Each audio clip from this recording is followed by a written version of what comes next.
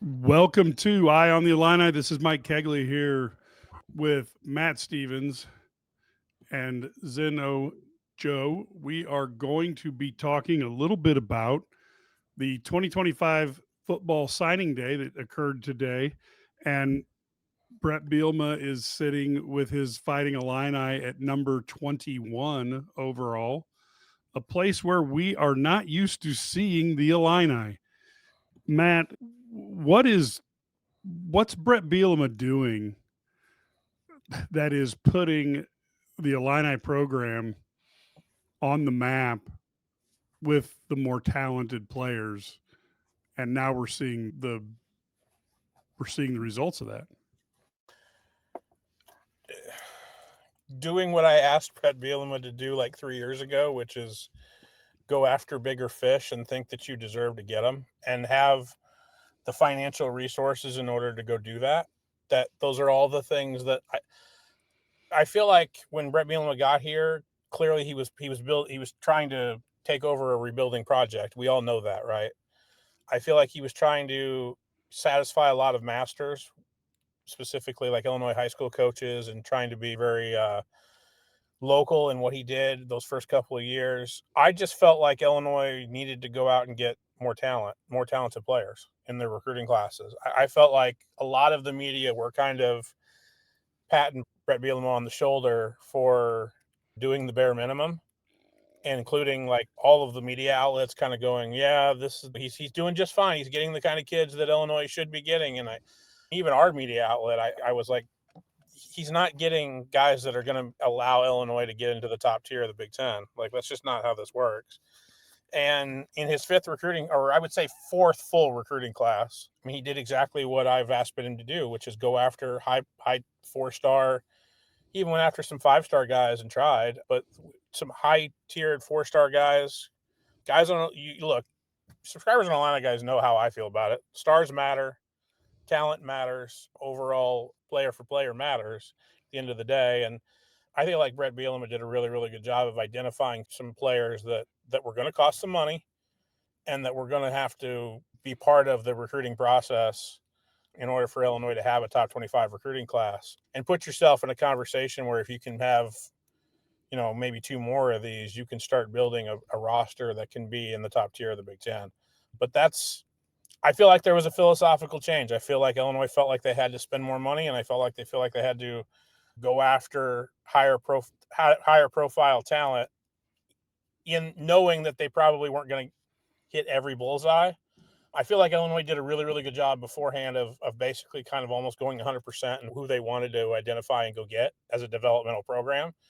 They needed to kind of spread their wings a little bit, figure out a way to go after higher profile talent that they weren't getting, and then those kids were showing up at the high tier profile programs with power conference programs and beating them. And so I think that's what you see with a lot of this high profile talent that Illinois was able to generate today with its 2026 recruiting class that they're really, really excited about. And that's why you're seeing also Brett Bielema talk about maybe 4 or 5 kids in this class being starters as true freshmen, because you compare them to the talent that they've brought in over these last 3 recruiting classes, and this is just drastically different. So, Zeno, you are in a unique position as somebody who was a student here and got to watch from a different position than we did. As almost you're there at the campus every day, rubbing shoulders with the football players occasionally. What did you see a difference in Brett Bielema as you're going through your day to day life and also covering sports media? Yeah, I mean, my first game was UTSA in Illinois. So I got to see Zachary Franklin perform. That was the first game that I watched. And I mean, more than just what Matt's doing, or more than Brett doing what Matt said he should be doing, and more than spending more money, I think the program is winning right now. Because when we talk to these 26, 27, 28 guys, all the 26 guys are either in-state guys who are locked in and ready to commit. I'm thinking like Casey Thoman, right? Kids like them, they're ready and they have always been Illinois guys, right? But when I talk to these 27, 28 guys, they're saying, oh, it looks like a program that's on the up, that a program that's changing. And that's what happens when you are in the bowl sort of conversation. That's what happens when you win 18 games in 2 years, when you enter the playoff conversation. Even if it didn't end up in a playoff berth, right? It ends up in sort of these kids' views of Illinois as a program changing. I know there was I think Brett today mentioned that they tried to go after a kid from in-state who said it was just hard to change 18 years of Illinois football. And no flack to previous coaches, but that's what happens when you don't have a winning culture in a program.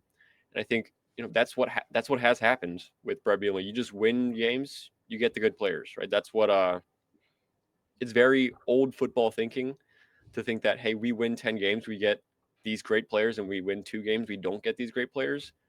But I think simply winning these football games has brought in the eyes, the attention, especially from national media. I mean, we see national reporters in Champaign pretty frequently, a lot more than we used to, right? I mean, we saw like Big Noon Kickoff here twice, and that was I don't think Big Noon Kickoff's relatively new, but I don't know that we get those kind of primetime TV spots ever in Champaign for football. So winning those games, getting that kind of national attention, and getting the eye of these 4 or 5 star recruits, and getting I'd say the bigger plate on these 3-star recruits' dinner tables is, I think that's what's changed. And as someone who's been in Champaign for 12 years now, I think that's the biggest difference, is going from losing program after losing coach after losing season to a coach who's gone to 2 straight bowl games, won 18 games in 2 years, which is looking past the expectations of before the season started. You can't take anything away from that. Yeah, especially with the history that we've been submitted to, and quite frankly, the quality of the football coaches preceding Coach B, and to be honest, the AD that was here prior to Josh left a little to be desired. Matt, you have relationships across the SEC, guys who have went from being the intrepid local reporter to having national shows. Sure. What is the perception of Illinois football now versus then when you're talking to these guys, and versus years ago, when I'm certain that even though you were an Illinois native, probably nobody talked about Illinois football because there was no reason to. You talking about down south? Like, what's the impression? Yeah. There isn't one. I mean, it's still in 2025, there just isn't one. Except for South Carolina fans, because they're still mad. Well, they're mad in general at Shane. That doesn't really have anything to do with Illinois. They're just mad at Shane. My thing is this, like, what I'll tell you is that I think if there is a perception difference in the Bielema era of Illinois down south, it's that, and I'm writing a story about this, you guys know I am, of what Bielema's been able to do in the JUCO world, because I was able to live I lived for 6 years in Starkville, Mississippi, which is literally a stone's throw away from East Mississippi Community College, which is what the Netflix doc was based in. I mean, it's in the same county as Starkville, Mississippi, EMCC. The Mississippi JUCO college programs are notorious for producing SEC talent. Okay, Southeastern Conference talent.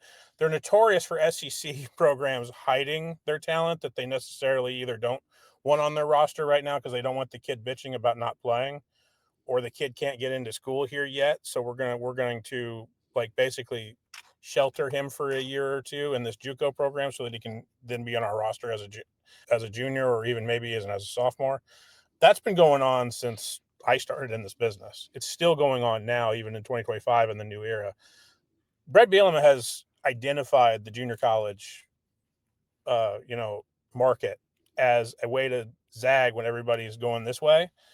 And I applaud him for that, in the sense that, for 2 reasons. One is that he has recognized the amount of talent that's down there in Mississippi, or in Kansas in the JUCO program, or in California in the JUCO program, and that they can help them right away. It's very much, Mike, for people that are more closer to your age than my age, it's very much what Mike White figured out very, very quickly, is that, I have these connections in the California junior college world, and I'm going to use them very frequently to make this a program that has an immense amount of talent very quickly. Brett Bielema has figured out that Kansas, California, and Mississippi, specifically JUCO, can really help us in a way that maybe the transfer portal can't, and maybe the high-profile 5-star kids who would start right away can't. We can't get them, so we're going to zag this way and go to the JUCO program. That is where in the South, I think Bret Bielema's made a lot of hay. I think he has a lot of contacts in Florida where Jen's from Tampa. He's done a lot of, he got a couple of kids, Vero Beach. He's known Lanny Janikowski over at Vero Beach High School for God knows how long. I think she said since 1994. He goes and gets Josh McCray because, like, his first recruiting class, I've run that story in the ground, is that this is a high school football coach in Alabama who used to be in Florida, who he's known since God knows where. When he talks about, some programs in Tampa and in Orlando, there's a specific coach. Look, Brett makes the joke all the time. His name is Jack Daniels. He's a high school coach in Florida. He produces at least 12 power conference players in his high school program every year. Brett has known him since he was starting in the business. So in Florida, I think Brett makes a lot of hay, and you can see that in this recruiting class. You can see this in this 26 recruiting class. But I think the Mississippi JUCO and the JUCO where all over the country, but specifically in Mississippi, is where Bret Bielema has made an impact. And I said it was in twofold. One is that obviously it increases the amount of ready-made players for like the 2026 roster and the 2026 starting lineup. Two, he and Josh Whitman have done a hell of a job of getting the admissions department to understand that now in 2025, I am the product. Matt Stevens is the product of two parents who are graduates of a junior college, okay, or junior college graduate, okay. I am not going to look my nose up at anybody who has a 2-year degree from a junior college. Yep. However, Bret Bielema has made it very clear to the admissions people that in 2025, 15 years ago, you sent kids, like I just said, SEC schools would send kids to JUCO because they weren't ready to play or they weren't ready to socially be on their campus. In 2025, that's really not the case. Okay, you have kids that could get into Illinois right now that are in the JUCO system in Mississippi, in California, in Kansas. Isaiah Adams is a major example of that, where he could have gone anywhere in the country if he hadn't have been in high school in Canada and somebody had actually seen him play football. So they are using the idea that these kids are academically mature enough to be there, they're socially mature enough to be there, and they're damn good football players. And for the first time since Mike White, Bret Bielema has gone into the JUCO world and made Illinois a drastically better roster. And you can see that with the 2026 class. I believe they're going to have a chance to have 2 instant starters on their offensive line come from the JUCO ranks of this recruiting class immediately. And that's a huge impact to not only, your starting lineup, your roster, your talent level, but also your financial pocketbook, because these JUCO kids don't ask for as much money as, your 4- and 5-star high school kids or your kids that you're going to try to go get out of the portal. And so they have found a way to moneyball this marketplace, and I applaud them for it. Zeno, from your standpoint, when you look at discussions you had 12 years ago talking about the Illini football program and what you're hearing today, what type of evolution have you seen, and how would you call this when you're talking about maybe the differences and the levers that make things different today? Yeah, I mean, first of all, bringing in 2 JUCO guys who would start day one, I'm thinking Micah Matalau, right, and maybe Jaquan Morris or TJ Taylor. 2 of those 3 guys are going to start day one. And the reason that's huge is because they're only going to be here for 2-3 years. I think Micah has 3 years of eligibility left because he was only in Mount San Antonio for a year. But the fact that you have these guys coming in for, I don't want to call them rentals because that's a bit insensitive, but you got them coming in for short amounts of time. And what that does as a coaching staff is it lets you go after these 4 or 5-star guys, these high recruit guys. And you tell them, hey, once this JUCO guy who has your starting job for 2-3 years graduates, that's your job to take. And it adds this benefit of layering these players. Whereas when you only recruit in-state guys, when you only recruit 3-4-star guys, you have to wait that 3-4 year cycle to maybe give this guy a shot. I'm thinking of there's a lot of guys from within Illinois who have left to go to other programs. I'm even thinking like Malik Elzy, right? He could have gone to I'd say a Big 12 program, started day one, but that's just my opinion, right? But if this program had layered him behind maybe a JUCO guy or two, he could have been a starter come sophomore, junior year, right? 12 years ago, JUCO football, I was not to age you guys. I was 13 years old, 11 years old, 12 years ago. I didn't have any understanding of what JUCO football was. I didn't know that JUCO had football. I knew Parkland College was here. I didn't. Yeah. They don't have a football program. But the fact that, again, these sort of systems are being set up where athletes who maybe don't have that ecosystem, that football ecosystem built around them, and can sort of go and be, what's the word I'm looking for? Like day one ready is beneficial. And I think it only benefits the coaches that, jump on that train early. I'm trying to think of like the bigger JUCO guys. I know Matt brought up Isaiah Adams earlier, but there's a whole lot of guys who just have untapped potential. You ever go to like the grocery store, see a 6'7" guy who weighs about 250, you go, hey, he could be a starting small forward at a Big Ten program, or he could be a starting small forward, at a group of 6 program. Like, these guys don't have that sort of, what's the word, like ecosystem around them, right, to get into a sport. And the JUCO system is developing, and this staff's emphasis on building that relationship with JUCO coaches, with JUCO players, has been nothing short of beneficial. Yeah, it's amazing the difference that we're seeing. And of course, when you really look at it, and I'm gonna try to do this for our people who are listening to it, but the Big Ten in terms of national rankings, USC finished allegedly right now is first, Oregon second, Ohio State sixth, Michigan 11th, Washington 13th, and Illinois at 23, with Iowa, Minnesota at 24 and 25, Indiana at 31. Michigan State somehow at 40, which I thought was pretty good with the transition they're under.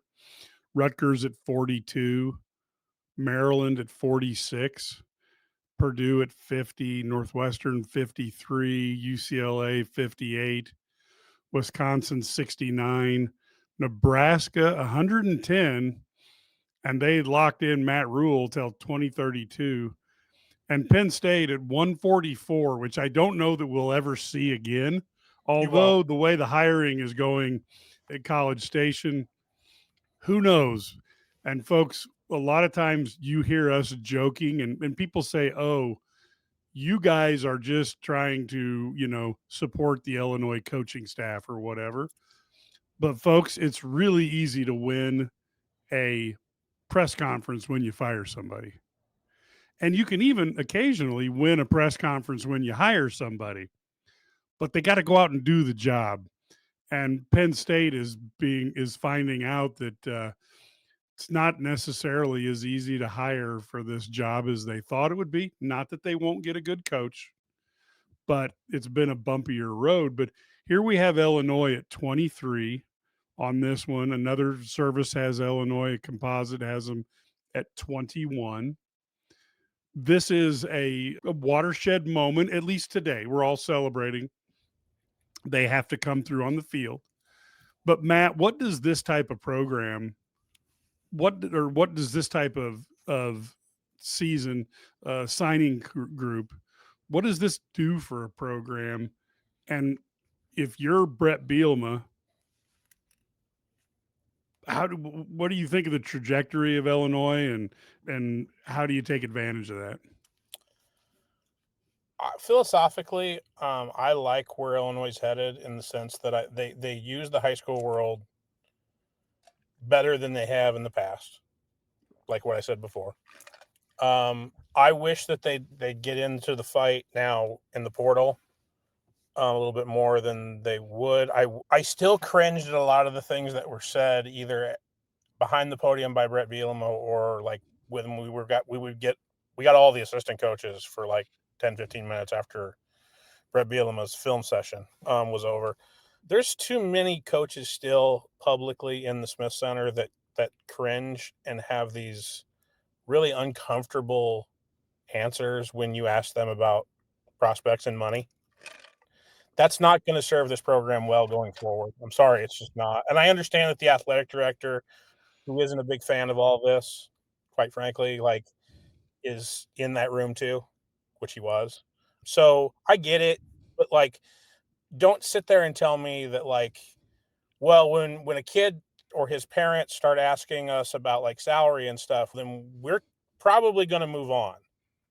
And I'm like, move on to what? Move on to a kid that's not as talented? Because that's not something you want to be putting out there. I thought last year when Brett Bielema walked up to the podium and one of the first things he said was, "Well, I guess it was just National Bank Day for everybody except for us." And I went, "Well, why wasn't it National Bank Day for you?" Because there's people in West Texas that don't have any problem with today being National Bank Day. There's a whole bunch of SEC programs that don't have any problem with today being National Bank Day. So I think philosophically, the people inside the Smith Center have got to get a little less uncomfortable with talking about money. But overall, Illinois is still obviously always going to be a developmental program. That doesn't mean you don't have to go after 4 and 5-star high school kids. What I like about what Illinois is doing is that they're using all of the avenues that are available to them, and they're not just pinning their hopes on one avenue. I think the bottom two programs that you saw on that chart that you put out there, Mike, Nebraska and Penn State, Yeah. whether it's by choice or whether it's because they have to, they're going portal heavy. Nebraska is going unbelievably portal heavy, and they basically decided we're not going to spend money on high school kids in the 2026 class because we got to go portal heavy and we got to do it now.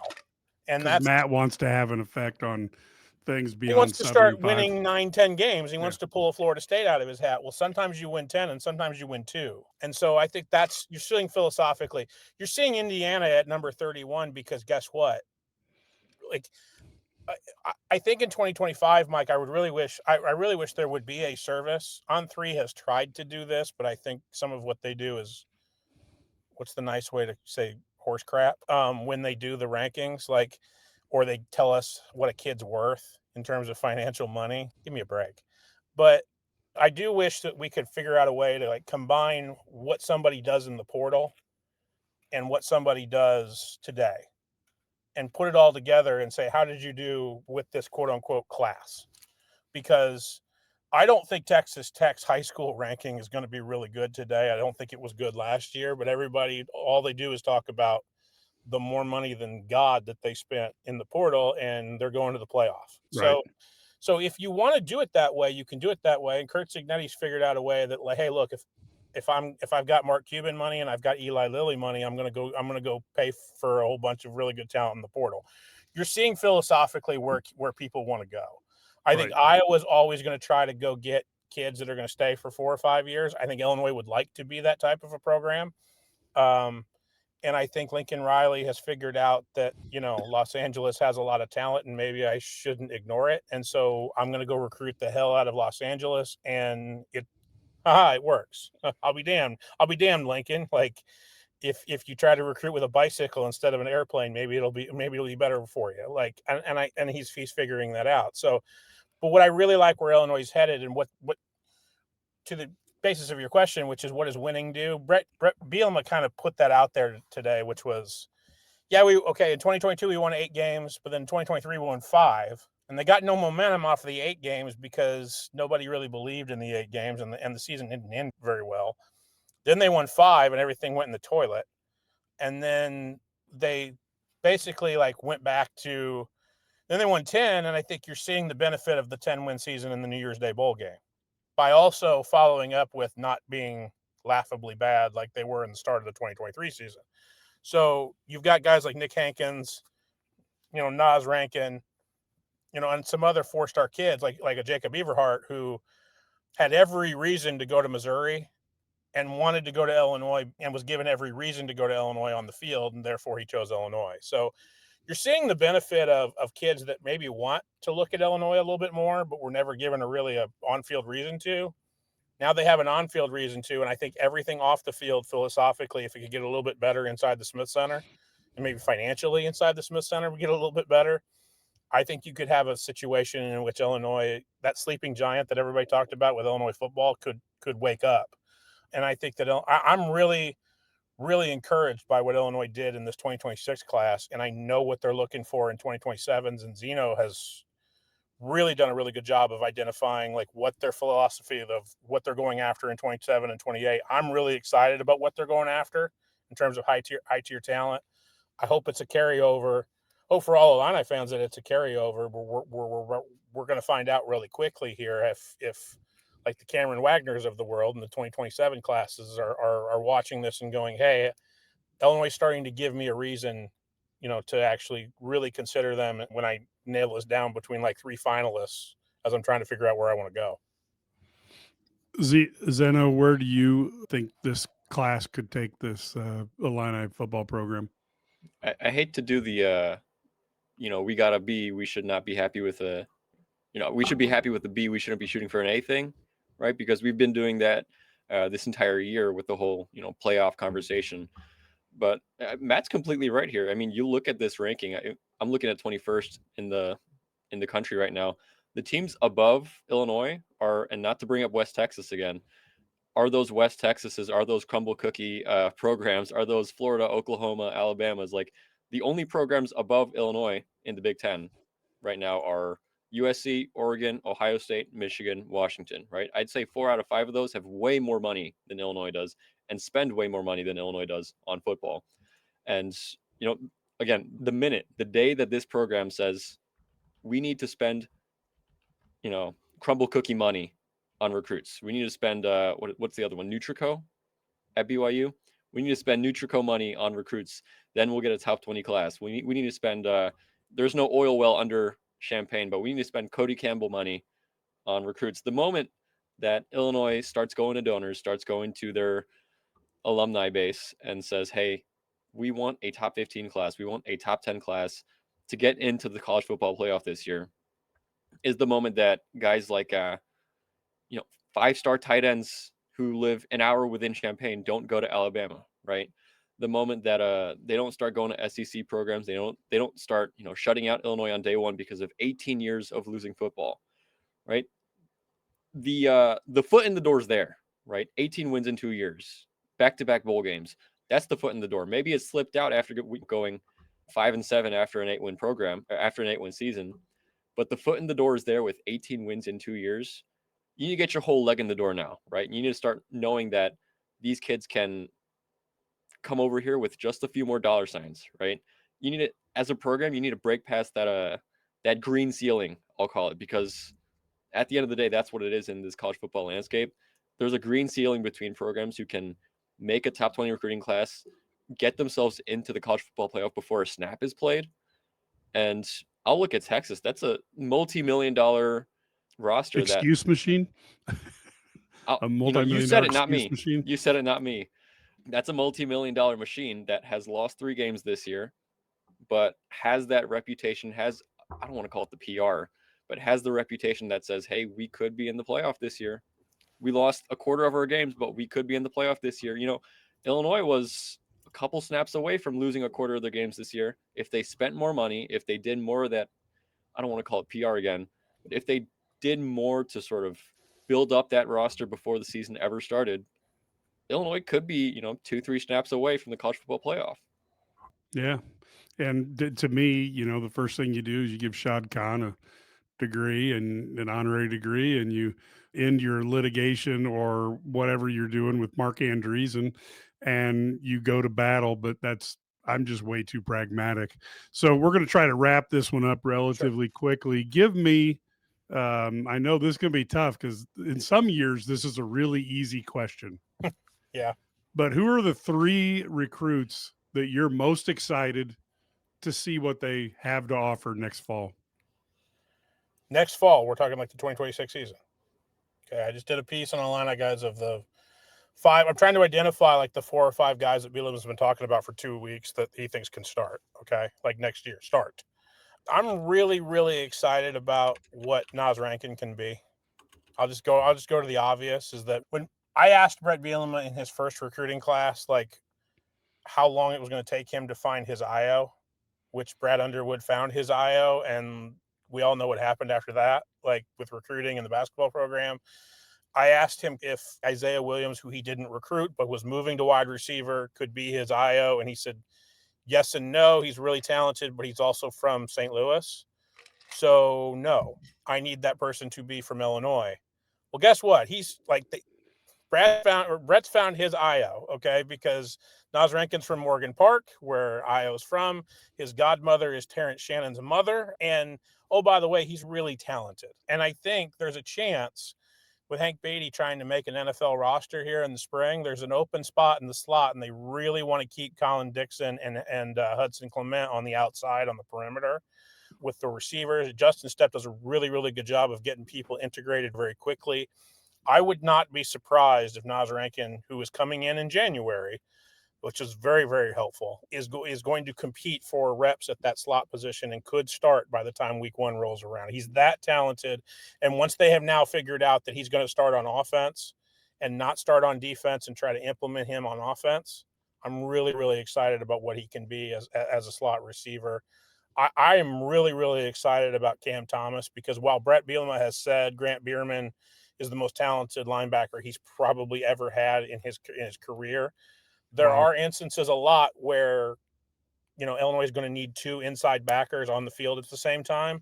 I wouldn't be shocked if they're going to try to play Cam Thomas a lot with Grant Bierman and make that the future of the inside backer room at Illinois, which, as we know, Mike, has a really good history of producing linebackers, like in my lifetime at least. And I would say the third one is Champ Smith. I don't know that he's going to be a starter next year as a freshman, offensive tackle, but he's going to make the travel squad. I'm pretty damn sure of it. And I think he has a chance to be one of those guys that if there are injuries on the offensive line, and the one thing that we can say about the offensive line is that they've either had injuries or they've had people that are playing through injuries, hint, hint, that have kept the offensive line very, very the same over the last 3 years. And Bart Miller likes to play the same guys.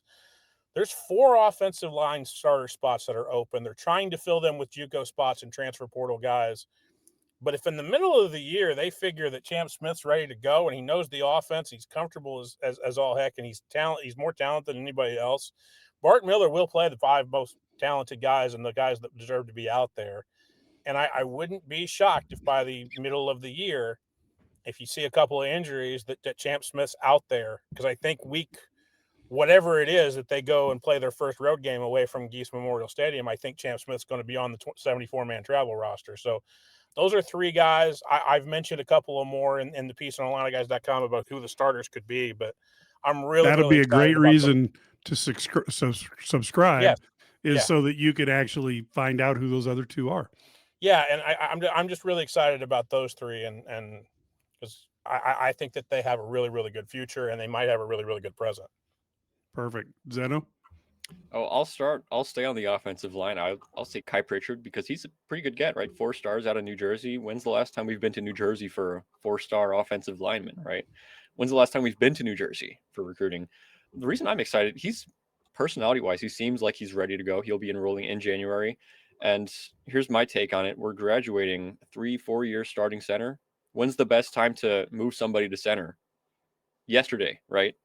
And I don't know if that's the plan here to move Kai Pritchard to center to start, developing him as the next Josh Kreutz, but I'd like to see a try at that because there's been a lot of discussion about, moving Brandon Henderson to center from guard and, maybe some members of the staff not liking that, maybe Brett Bielema wanting that. I don't see why you couldn't go after a guy like Kai Pritchard and say, hey, we want to give you this extreme responsibility to play center. And we think that you can make the most out of it this spring. And if you improve over the summer, you could be the next starting center for 4 years. I think that's a great sell for a 4-star recruit who's going 13 hours away from home. I think the drive is to New Jersey. I'm excited about him, what he can do, not just this year, but next year. Naz Rankin and Micah Smith are the obvious ones, but I'm looking at I'm looking at Jaquan Morris as my second guy because, the thing we've talked about this DB room all season long is, it's a great room, but it was one injury away from it not being a great room. And I think that this season has proven to this staff and to recruits that if you are that guy, if you are, the guy being a good cornerback, a good defensive back, you can step in and be the Xavier Scott, right? You can be the guy that, plays in his place. You can be him. And this is a DB room that will, at the top of the depth chart from returning last year would be Juice, right? Juice Clark. And I think that he's shown his bright spots this year, but he's also shown room for improvement, I think is the best way to put it. And a guy like Jaquan Morris, who is the best cornerback in the junior college ranks coming into Illinois, I think is somebody that this staff will look at and say, hey, you can be our Xavier Scott. Forget all these other guys on the roster we have. We are bringing you in because you will start day one. And personally, I think he will start day one. And that's at the end of the day, that's what he's brought in for. These JUCO guys are brought in because they start for 2 years, they leave in 2 years, and they let the younger guys start after they're gone. Matt, do you have something to add No, on they to think that? so. I was just going to add, you think he's going to start on day one. Guess what? They think so too. Like, I think they know so. Right. And then they think there's like other guys in the secondary that they've recruited that might start in day one. I was just going to leave you the JUCO guys because they're really, really excited about all the JUCO guys that are in this class. Yeah, and I mean, for my third guy, I'm a little indecisive. I'll go between TJ Taylor and Mike Cagley because again, this program is graduating 4 seniors out of 5 on the offensive line. Brandon Henderson's the only guy returning. 4 spots open. I'd give the first one to either of these two, if not both. They're both guys who are big body, played at the JUCO level. I think Mike Cagley is a really interesting recruit because he's 6'4", 288, spent a year on a mission because for religious purposes. And I think, I'm not going to say that hurt him, but that really made him an under the radar guy, right? He wasn't really on anybody's, radar, but after a year on his mission, after a year in JUCO, he's gotten quite a bit of attention from really big programs. And, that could be a diamond in the rough kind of thing that this program picks up. Again, TJ Taylor, it could also be that guy, but I'm really excited about what Mike Cagley can do. And I don't see any reason both of these guys couldn't start. Excellent. Well, folks, we are going to wrap this part of our 3-part special. We'll have, you'll be able to see Ked and Steve Sturm talking a little bit from a slightly different angle. But gentlemen, thanks for coming on. We really appreciate it. And it's been an exciting day to be an Illini fan. And we all know, if you're old enough, there have been a lot of signing days that were very sad days to be Illini fans. So it's nice that that is not happening anymore. Until next time, folks, go Illini.